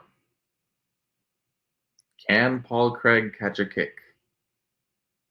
Because if he can, maybe he gets a takedown because Modestas likes throwing those body kicks. All it takes is, one to get caught. And then he's into the swamp with Paul Craig. Not in all realness. I think Modestas wins this fight. He probably knocks Paul Craig out. But again, do not lay your hard-earned money on Modestas Bukauskas. We've seen this guy lay a few eggs in his career. But yeah, I just think that he's obviously the younger fighter. He's the much better striker, much more durable guy. The only place where Paul Craig wins this fight is a submission if this fight ends up somewhere on the ground. And I think everyone has figured Paul Craig out now. If you follow him to the ground, then you are asking to get submitted or just, putting yourself in a dangerous situation that you can avoid. So, yeah, I think it's Modestas pretty easily. And, dude, if you remember, I would even be more bullish on Paul if I didn't have the memory of Volkan Ozdemir, kind of just hanging out, camping in his guard and not getting submitted. You know what I mean? He kind of just held out on top position, kept just a comfortable distance, threw punches from the top. I don't know, man. Yeah, my guy Aussie says pricing Bear Juice sub at 15%. Bookies force my hand. I think that if you're making a play on this fight, it has to be on Paul Craig at these odds, right? But I just don't feel like I have to make a play on this fight. I feel like both these guys kind of have pretty known flaws, but Modestas is just a little bit more, primed right now in his career. Whereas I feel like the best version of Paul Craig beats Modestas, but I just don't know what we're getting with Paul. And people were talking about he rocked Bellato. I think Bellato is extremely chinny, so I just don't know how much I rate that either. I think Modestas is kind of chinny, but I think he's more defensively responsible. So it's a bit of a crapshoot, right? At these prices, you don't want to get caught speeding. Modestas isn't really a minus 330 type guy, but I do just feel like styles are fights, right? And I don't think Paul can take him down. So unless Modestas makes a huge mistake or falls into a clinch or does something stupid, it should be his fight to lose. But again, easier said than done. I don't really trust Modestas. Modestas would be the type of guy to fall into a submission. He just exactly. You don't need to be there to find out at minus 350, right? Mm-hmm. My man, we've given some hem-haw takes, some, I don't know, take. Hey, I got a pick here, right? And it's not going to be the one everybody wants to hear, I don't think. But I'll just say, I've had a lot of success handicapping Benoit Saint-Denis fights over the years. But you also have to say when you get it right and when you get it wrong, I was wrong when he fought Dustin Poirier. I think I bet him about minus 135, line close about minus 200. So you could say in one respect, I did my job there. Thought he clearly won the first round, thought he dominated the first round. But I also, realized, hey, you get knocked out in the second round at minus 135. Can't really call it a good bet, right? So ultimately learned my lesson there, right? I thought Benoit Saint-Denis was positioned to win that fight. And I thought, coming into it, I liked his pace, his cardio, his grappling. I thought he was going to take down Dustin and do what he did. I didn't think he was going to gas out like he did. The staph infection, I think, played a part in it. But I also made a video talking about how Dustin Poirier was extremely smart, right? He went for the guillotine choke multiple times in the first round and ended up on bottom. So what did he do? He makes the adjustment. Instead of going with that guillotine to the guard pull and ending up on my back, this guy keeps flat backing, rolling out of it, and then getting to the top position. Then he made the adjustment to go high elbow. Now, instead of having to pull guard, he's forcing Benoit Saint-Denis to panic, fight hands, come back up, lose energy every time. And on that break, he would go, hata, 2 big shots to the body and really sting at the guy and hurt him.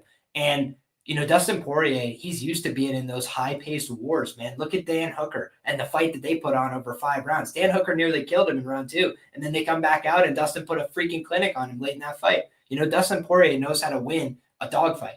And so he got into a dogfight with BSD. He made him fight like a dog, and he eventually put him down like a dog. Dustin Poirier, legend of the sport. Fucking shout out to him. You look at, what happened since, right? He goes out there, he fights Moicano. Man, I thought on the feet, Moicano was a tailor-made matchup for him. I really did. And Moicano took him to the ground so fast, and he showed his levels on the ground, man. Moicano on the ground is a fucking freak.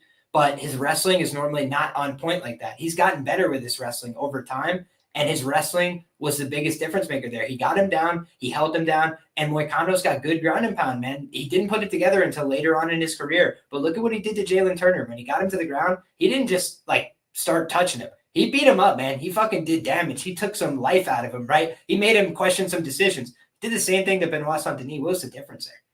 Benoit Saint-Denis comes back out. Benoit Saint-Denis with 2 fucking golf balls for eyes is starting to walk him down and find those successful moments on the feet. Like I thought, looking at Moicano's striking, he struggled with the southpaw double attack. He struggled when guys go to the head and the body, mix it up on him. He thought to himself, hey, instead of fucking dealing with that, let me take this guy down early and put some damage on him. Really smart game plan from Moicano. You just got to give him credit. Rufy's not that guy, right? Like Rufy's not even the Dustin Poirier, like, let me put you through the spin cycle of guillotines to make you tired type guy. Let me body shot you off the break to make you tired type guy. He's not really that.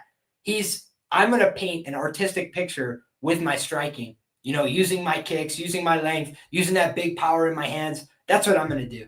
And he's looking for perfect shots. He's looking for, picturesque highlight reel knockouts. He's very, very good at that. And you got to give him credit and respect. I've been, singing his praises for a while. I've written up Rufy by KO1 many times, right? But there's 2 fights that give me pause with Mauricio Rufy, especially pricing him as a massive favorite, a solid, moderate favorite coming into a fight like this. And here they are, right? Number 1, Manuel Sousa. That's a fight that we have to talk about, right? The guy was just on Contender Series, guys. Why was I so sure that Manuel Sousa was going to win that fight? I told everybody, I was like, man, the going might get tough in round 1, but I think he's going to win it. I didn't expect it to be that tough. I didn't expect that kid to fucking take him down, get to the top position, get some good looks off. But what do I know about Manuel Sousa? I know he'll go to fucking war. He is not afraid to fight, bro. Like this guy, Manuel Sousa, is like a fight. Yeah, that's what I signed up for. I'm not afraid of that. A lot of guys can whoop somebody's ass. Not a lot of guys want to fight, bro. And this fucking guy is down to fight. And Mauricio Rufy is used to guys capitulating. Mauricio Rufy is used to guys that don't want to be in there with him, guys that are afraid of him, guys that are worried about his power and his speed. And listen, if you come in fighting afraid, it's going to be a hard day at the office. You got to be confident. You got to know I can win. You got to push forward and believe in your skills and attempt offense. If you don't attempt offense, you can't win. Benoit Saint-Denis, he comes forward. Benoit Saint-Denis, he attempts offense. And Benoit Saint-Denis is not afraid to get into a war. The thing that could be his undoing in this fight is that the guy's willing to fight. He could get knocked out. He could get clipped on the chin. But Manuel Sousa made this guy answer the question, what happens if I don't go down to the first shots? What happens if you hit me with a couple good ones, but I'm still here and I still want it and I'm still pushing and I'm still on your ass? Because Manuel Sousa got hurt in that first round. He got touched in that first round. Rufy was showing that speed, the pull, the in, the out. He does a lot of things well, especially when he's super fresh. He makes a lot of the right decisions, moves here, does this, pulls at the right time. It's artistic. It looks fucking beautiful. They call him a knockout artist for a reason. But when you go through and you dissect what happens when that doesn't happen, when he doesn't put the finishing shot on you, when he doesn't connect, Rolando Bedoya, who are you, right? At the UFC level, who are you? Just a guy. And Rufy made him look like a fucking decent guy, like a guy who had a name, like a guy who's got something to prove because he didn't finish him early. And then by round 3, he's huffing and puffing and feeling sorry for himself and getting outworked by a guy who's just a guy, right? Benoit Saint-Denis has been fighting upper echelon guys. Dustin Poirier is fighting for the belt, top guy. Renato Moicano is fighting for the belt, top guy. Easy Dos Santos at the time, 170-pounder and a real guy, knocked out Sean Strickland, a UFC champion, sent his head flying. That guy, right? Not the guy who's lost 1-3 in his last 4 since they were not fighting and all this shit. No, the real Easy Dos. He fought that guy when he was still Easy Dos and didn't get finished. Everybody watching is like, please stop the fight, intervene, save this guy from himself. And BSD by round 3 is starting to turn it around, starting to have success. He's on his ass. Fucking Easy Dos is feeling sorry for himself. Benoit Saint-Denis is 3-1 in the UFC against Brazilian fighters. And the one guy who beat him was Easy Dos at 170. And that guy was feeling sorry for himself in round 3, brother. So when I look at that, I just put together in my own head, 3-2, because he lost to Moicano as well. I got to give that credit. But when you look back, it's like, Rufy definitely has knockout power. Is there any other discernible, like one thing that you could say about his game that fucking stands out? Is his submission game fucking elite? It's his wrestling and grab. Like, he's strong physically. You know, I've seen him do some cool shit where he like picks a dude up and like kind of throws him. Like, he's strong. Does it last into the second and third? Does he want to be in that fight when he starts huffing and puffing? See, what's he going to do if he gets taken down here? Is he going to work back up to his feet? Or is he going to start feeling sorry for himself, play some guard? For me, it's Benoit Saint-Denis at these numbers, or it's keeping your hands clean. Because I think that Rufi, you know, his upside is that he wins via, you know, brutal knockout, and his downside is that he gets routed. Like, he was like a plus 400. And I will also note, again, I said you got to own up to the times you were wrong, guys. I was wrong about Benoit Saint-Denis. Dead wrong against Dustin Poirier, right? Laid the money and I was wrong. But 3 times before that, I had went to the well with this guy and came out the other side ahead. Thiago Moises, I told people, I was like, yeah, Thiago's a good grappler. Yeah, Thiago's been in the UFC a long time. He does a lot of things right. He's going to break to the pressure of Benoit Saint-Denis. And he got out-wrestled. A guy who's a jiu-jitsu guy, a guy who took down Islam Makhachev. He got wrestled, he got taken down, and he broke. Simple as, right? Not much more to it to that, right? Then you look at, okay, how about Benoit Saint-Denis, who's plus 250 against one of those Bonfim brothers? How'd that turn out, right? You guys remember when Bonfim was the next guy, he said, oh, look at Bonfim, he's so fucking cool. He knocked out that one guy with that jumping knee. And then what happened, guys? He got audited. Not a competitive fight. Body kick, body kick, body kick, body kick, sit down. Thanks for playing. It was pretty straightforward. Plus 250 he was. So Benoit Saint-Denis, people can't get this market right on the guy. When he's a massive favorite, goes out there and shits the bed. But he's been a dog, and go out there and win the fight. Go out there and hot dog this guy. Go out there and do what he needs to do to win. So for me, this guy, Benoit Saint-Denis, is the kind of guy where I've mostly been on the right side of his fights, and I feel like I understand this guy. He's a hard worker. He's a guy that really believes in his skills. He's a guy that fights hard, and he's going to go out there and, you know, make you kill him. So if Rufi can kill him, fucking hats off to him, man. I've been a Fighting Nerds guy since the outset. I fucking shouted Rufi against Raymond Magomed on Contender Series, by the way, because I was like, I don't know about all this. This guy Rufi seems for real to me, man. He's a fighting nerd. I like the guy. Everybody's got their time. And I feel like right now, Benoit Saint-Denis is a guy that's being underrated. And I feel like Mauricio Rufi may be a guy who's being overrated. So if Rufi knocks him out, I'll fucking come back here and say, hey, you're right. I was fucking dead wrong. Hats off to you. But I'm looking at this one, man, and for me, it's a dogger pass, man. The God of War in France can go out there, get takedowns on this guy, make him tired, and beat him up. So I think that Benoit Saint-Denis is going to let people know that he's not done. You know, at 29 years of age, you know, the rumors of his demise have been, you know, greatly misreported. I think Benoit Saint-Denis is still here to play. All right. I like this because I am on the complete opposite side. So I see your points, and I think they're very valid when it comes to Benoit Saint-Denis. And I do think that if this fight is going according to his game plan, he looks like a hindsight huge favorite, massive favorite. So I can agree with you there. I can agree with how Rufi in such a few fights in the UFC, especially with the one against Yontop, has not really shown the most impressive outings. And then especially against Yontop, when I bring that fight up, round 3, looks like he's fading against the guy who is not even in the UFC anymore. But let's not forget that fight was a catchweight. That fight was a catchweight on short notice too. What was Rufi doing to Yontop? Like he landed every single shot he wanted to. And Yontop is a guy who, if I'll give him anything, he's tough, and he does have some semblance of head movement. You know, it's not anything crazy. He will out-volume you. He will be in your face, and he will throw as much volume as he needs to. Like, if you look at the third round stats, he probably outlanded Rufi big time in the third round. I think it was like 40 to 20 something. Yeah. So that's half of the volume almost in the whole fight. I say all this to say one thing. Why I think Benoit Saint-Denis is going to get brutally knocked out in this fight is because he lacks head movement completely.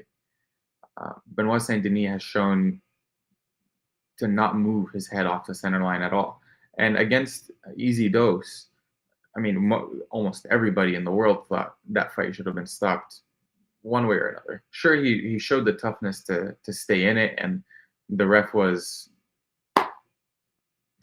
And the ref was reffing.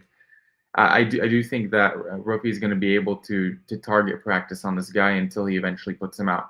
Now, on the other hand, if Saint-Denis goes out there and immediately starts shooting, and if he gets the first one, if he gets the second one, and it just continues to roll through and there's no resistance, I mean, obviously that's going to really negate all the offense from Rufi. He doesn't show much off his back.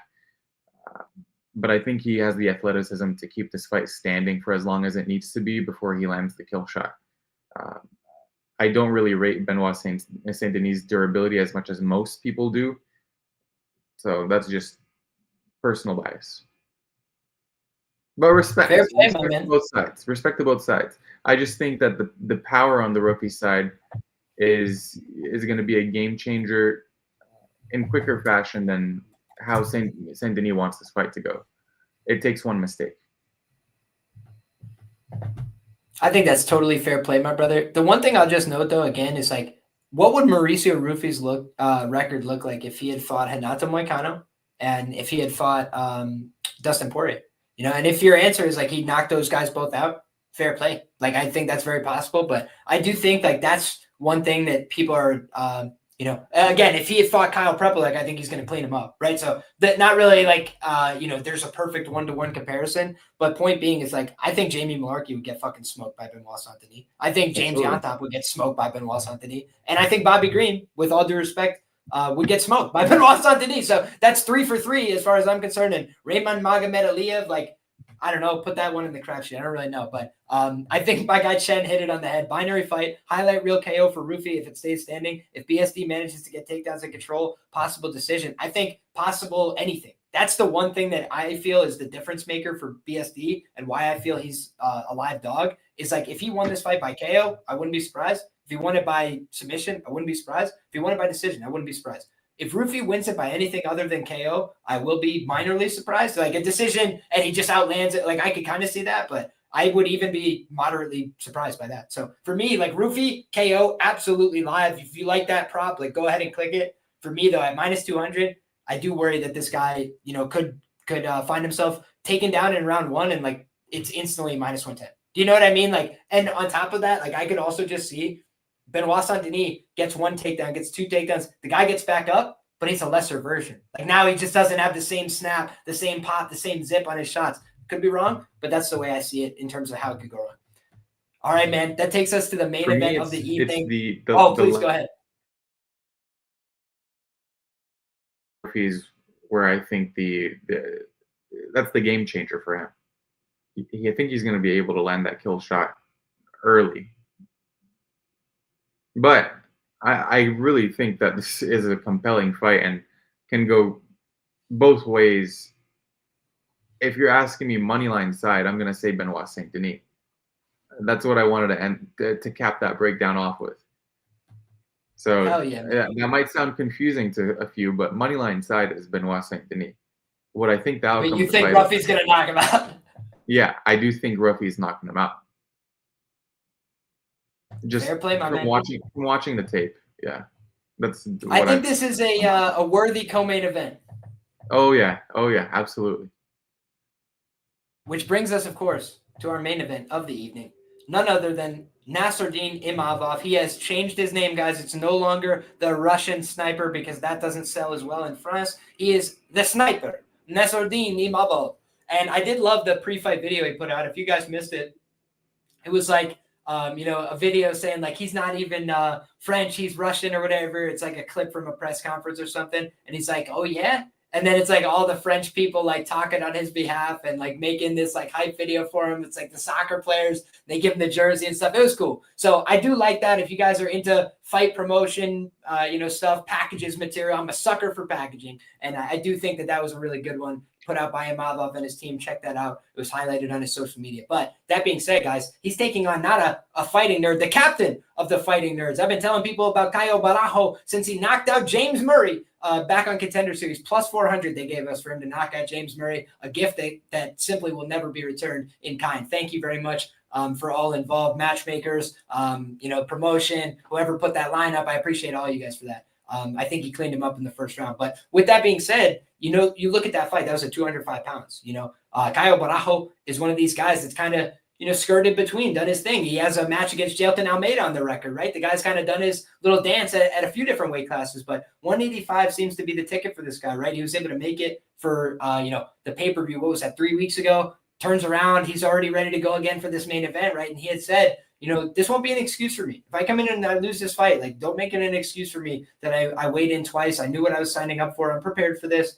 And, I think that when I look at these fighting nerds guys, man, I've always felt like the guy who didn't get any credit was Caio Borralho. Like, it's like no matter how many fights he wins in the UFC, no matter how many guys he beats, turns back, like, people just don't want to give this guy the credit, it feels. And, he's got a very solid record in the promotion, no egregious losses. Like a guy like Imavov's lost to Phil Hawes, just a loss that didn't age great, right? But like otherwise, he's put together a really solid resume. Borralho doesn't really have that. Like Borralho's kind of just been here doing his thing since he got here, and mostly not competitive fights, right? When it was competitive, it's kind of made sense in hindsight. Abus Magomedov, that guy's turned out to be like a player in the division. Like aside from Sean Strickland, people aren't running through that guy, right? So it's like, yeah, Kyle had to go earn that one. But for the most part, man, he's been very dangerous. He knocks out Paul Craig, fine enough win. He knocked out Jared Cannonier on my book. Like, I don't know, the guy was clearly snoring while standing up and they didn't give him the knockout there. Fair enough. But like Borralho, he's done quite a number on a few guys now. And by the way, Michal Zajic was so blown away by this guy's ground game. He was like, yeah, let me pick up my life and go fucking move to where he lives and go figure out what he's doing. Picked up him and his brother his whole life and just moved from Poland to go learn from that guy because he got cleaned up so bad in that fight. And you look at Caio, he kind of knows which fight he should bring to different guys, right? When he thinks he needs to take down guys, he takes down guys. When he thinks he's got a better chance keeping it on the feet, keeps it on the feet. I don't think he's fucking dumb enough to come out here and keep it on the feet, right? Like, I think he's going to come out here shooting takedowns, but also I think he's going to try and make Nassourdine Imavov come after him. Like he's going to try and play a little matador. He's going to try and use that footwork. He's going to try and move on this guy. Number one, he's going to try and walk him onto those takedown attempts as far as I'm concerned. But number two, I think that Caio is going to be looking for low kick, get this guy a little bit off balance, get this guy a little bit out of his rhythm, right? Imavov is a very dangerous striker, guys. He's very potent with his long-range punches. He's got a good jab. The guy can keep you at the end of combinations. He can mix things up a little bit. He's also a pretty decent counter grappler. There's a lot of decent things about his game. But we've seen a number of times when you extend this guy, when you put him in harder fights, when you test his gas tank by wrestling with him, that's where you can get to this guy, right? And we've seen it. Guys, freaking Buckley, gave him a real go. Buckley put him in some really tough positions in that fight by just trying to wrestle. Not wrestling super well, not doing anything out of the ordinary. He just shot a bunch of takedowns. And Nassourdine had great reactions early in the fight. And as the fight wears on, he just gets a little bit more complacent. He gets a little bit more predictable. And he gets kind of put into some static positions. And I feel like that was what Phil Hawes did to him, right? Like Phil Hawes was getting hurt in that fight, man. When they were at distance, Phil Hawes was not having a good time. So he was like, let me hold on to this guy for dear life, right? Wrap him up in the clinch, do anything I can to stay close. I think if Caio Borralho has studied that fight, he will be trying to wrap this guy up in the clinch, knee him to the body, knee him to the thigh, make him tired. And then in rounds 3, 4, and 5, try and maybe press your advantage. Try and maybe, if you want to look for a finish, try and look for it then. I just think Imavov is a tough guy, a durable guy, and a dangerous guy early in the fight. But the longer you can extend him, this is a 5-round contest, guys. If you remember back, Brendan Allen said he wanted to go 5 with Imavov. And Imavov turned it down. And then Imavov looked fresher late. It was kind of ironic, right? But if you look at that, Brendan Allen had to try and pace himself to go faster in 3 rounds. I think Caio Borralho kind of understands, hey, take my time out here. Make this guy work with me and make him wrestle and grapple a little bit. Because Caio Borralho has done a lot of wrestling and grappling in his day, guys. He's done judo. He's not uncomfortable in those situations. And I think that Imavov is a natural striker. And I think that when he's forced to be in those situations, he has to think more. He has to spend more energy. And I think that for Caio Borralho, a fighting nerd from Brazil, I said when he got here, he's special. I still think the same is true. I think Nassourdine Imavov is a very good fighter. I am not ruling him out of winning this fight. I think it's going to be competitive, but you got to pick a winner. It's a closely lined fight on paper. I'm going to go with the fight IQ of the fighting nerd, Caio Borralho, the special one, the natural. I think he's going to get the win on enemy territory. I don't think it's going to come easy, but I think he's going to earn it. Caio Borralho, for me, I think that this guy might be up next for the title. He's on a short list of guys for me that I think can compete with a guy like Khamzat. Do I think it's going to go his way? Probably not. But when you're looking at the baseline that you need to beat Khamzat, I think you need to have solid wrestling and grappling. The selling point for Imavov is the takedown defense and the striking that he has on offer. But frankly, I don't think his grappling's up to snuff for a guy like that. It's too high level and it's too big of a gap for me for him to close in a short period of time. Whereas Caio Borralho spent a lifetime doing this, and I think that Caio Borralho's understanding on the mats will just be too high level. So give me Caio Borralho to get the win, whether it's via submission or decision. I think that's how he gets it done. What do you think, Wiz? I see the fight going the same way. I've looked at it in multiple different ways. I've been a really big fan of Nassourdine Imavov, and I've been a really big fan of Caio Borralho, just going into their careers, doing a deep dive. I've watched every single fight from once they started with the company all the way up until now. And both these guys present very high-level skill sets and a very worthy main event here in Paris. On one hand, you have Nassourdine Imavov, who, like his nickname says, he is a sniper. He likes to stay on the outside, uses his range really well with his jabs and really solid 1-2s. It can extend the striking combinations and really strike from different angles, which is what gives him the advantage, and can mix in kicks with it too. Decent counter grappler, but I don't really think he's faced the best in terms of competition when it comes to the wrestling and the grappling. On the other hand, Caio, known for some of the opposite skill sets. He's more of a grappler, really good control grappling. And then in the striking, I would say it's more serviceable. His striking defense is somewhat of an issue for me, especially going up against someone with the speed of Imavov and the straight shots that Imavov presents. But I do think that the leg kicks from Caio can present some issues for Imavov from both stances. And I think that's going to be a big key to getting this fight to the ground, because if he keeps bugging Imavov and throwing him off his rhythm, not letting him settle into, either stance and peppering him with those kicks, I think Imavov is going to start to get a little bit more irritated, make some rash decisions, and extend himself in the striking, and that's where he gets taken down. And when the takedowns start rolling through, I think the fight starts to get easier for Caio. You zap the energy from the Imavov side, and I think it just allows his game to flow. Now, on the other hand, if Imavov is able to defend the takedowns early and put some damage on Caio, I think that's going to ultimately tax Caio's system. And I think overall, Nassourdine can take over later on in the fight.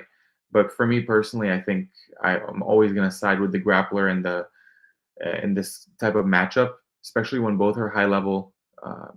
Both guys are somewhat similar in stature. And Fighting Nerds is just a gym that you cannot overlook nowadays in MMA. And arguably, Caio is the first person to come out of the Fighting Nerds. So put some respect on his name. As you said, Liam, give me Caio Borralho, I think by decision. That's where I'm going with this fight.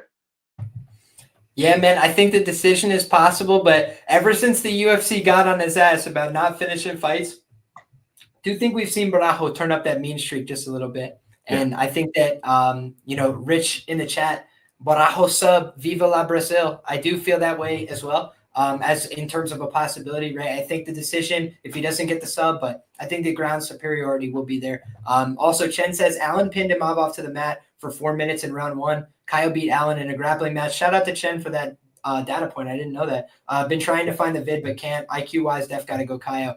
Yeah, and I think Brendan Allen made a pretty quick turnaround for that grappling match, if my memory serves. But I still will just note, when you look at these two guys, like I think that the striking does favor Imavov, but when I look at the wrestling and the grappling over time, I think it favors Borralho. Whether or not he's able to implement that over 5, yet to be seen. But I do think Jared Cannonier is not like a perfect analog in comparison. Jared Cannonier, very formidable. I don't know that he's been submitted at this level since maybe the Glover Teixeira fight at 205. So, ultimately, good fight, good main event. I'm excited to see it, but I've been high on Caio Borralho since he got to the UFC, man, and I'm still high on him. And I thought that Nassourdine Imavov was going to knock out Sean Strickland. He kind of gassed out really badly in that fight and didn't look like himself. So, at his best, Imavov's competitive here. But I think at his best, Borralho's the better fighter. So for me, that's the way I see it. Also, shout out to Rich in the chat, says, Axel Sola got staff, FYI. Look into it. I definitely will look into it. I was already leaning towards the Reese McKee side, but yeah, that's definitely a bullish signal, right? Because that would target his gas tank. We got the BMF belt. All right. Shout out to you, Jaime. So shout out to everybody in the chat, guys. We've had a lot of heavy hitters today, and whether you agree or disagree, I appreciate to each and every one of you guys for stopping by. Locker Room says, LFA got Fight Nerds Friday and 2 on Saturday. They got the momentum going. Absolutely true. I think at least one of these Fighting Nerds guys is going to get it done on the road show, but I think it's Caio Borralho. I think Benoit Saint-Denis has got a little bit something to say, a little bit more to prove, but ultimately I'm super fired up for the card, guys. Wouldn't it be crazy if he lands another spinning kick knockout, bro? I just thought about this. That would be nuts. It would be unreal, but it would be even cooler if Caio Borralho stole the spinning kick knockout from Rufy and was just like, what? Yeah, hold this. I think that would be sick, but no, I mean, it's a great card, man. 14 fights. It's all going down, guys, on Saturday night. So hope that you guys enjoy. I'm fired up for it. Going to have a main card breakdown done tomorrow, guys. Today, I wrote up 8 fights on the prelims, thousands of words put into these prelim fights. Watch back the tape. I'm going to do my same due diligence for the main card, that I did on the prelims. So I will have more thoughts on the tape tomorrow for those main card fighters, but I wanted to make sure we got the show out as early as possible. Shout out to everybody who waited. The NFL first game of the season gets postponed with a rain delay. We had to be a little bit flexible with the time slot, but we got it done. 83 people still rocking with us live. It's 2:23 local time. So shout out to each and every one of you savages. Drop a like on the video if you don't mind. And my brother Wiz, please tell the people where they can find you. Yeah, it's good to be back. This was fun. Brought back the good old days. So glad to be back. We'll be doing these regularly now moving forward, but you guys can find me at WizMMA as usual. A lot of bets already posted for this weekend, so you can find it on my Bet MMA page. And yeah, just DM me if you guys have any questions about some takes. DMs are always open. I try to respond as quick as I can. I absolutely love it. Brother, you're killing it. We're glad to have you back on the show. In the description box below, guys, you can find all the information for Brother Wiz. You can also find the information for myself. If you guys want to support the show, the easiest ways to do that, click like on the show, get subscribed to the channel, hit that bell for notifications if you want to know whenever we go live on here. And that's all that I really got for you guys. If you want to find all my write-ups information as soon as possible, that's on the Patreon. But otherwise, guys, appreciate you. God bless. Good luck. Enjoy those fights. And come back next time because we're having all the same fun again. We'll see you on Contender Series week number 5 next week. Take care, everybody.